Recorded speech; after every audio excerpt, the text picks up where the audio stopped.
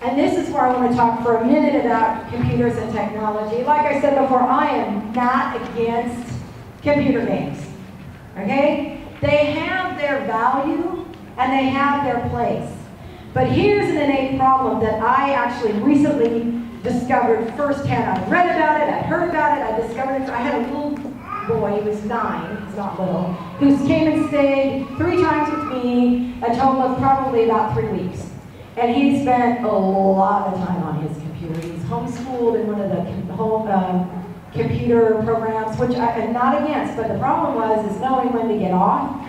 Well, finally I talked him into building a go-kart. I said, let's build a go-kart. He's like, okay, yeah, okay. I said, well, come up with a design, and we'll go outside, scrap wood from building the house, we got stuff. So he built this design, and he was convinced his design was right. I said, fine, let's go build it, let's go find it. He found flat tires. He didn't understand that those tires couldn't be redone because of the kind of tires they were.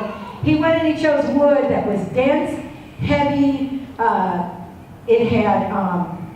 it was easy to split, but he didn't, because he had never engaged in this stuff, he didn't know. And so when he started drilling this hard wood, or when he started putting nails in the hardwood, the wood would split, and he didn't know why. So then we talked about pre-drilling holes, and he pre-drilled the holes, but then they didn't hold the drill up straight. Guess what happened to the drill bit? Anybody have an idea? Yeah, he broke a drill bit. He learned. And every time he did something, I said, what did you learn from that? And I would leave him out there by himself, knowing that he was relatively safe. When he was using a saw, it'd be fine. I mean, he learned how to glue split wood. In the end, he was so sure that he was going to have that go-kart built in 4 hours one afternoon. He says, the piece of cake, because he could do it all. That's what happened. It took him 2 times to my house. He never completed it because in the end, he found out his design wasn't viable. He didn't know how to hook the axles to the bottom of the wood. He hadn't thought these things.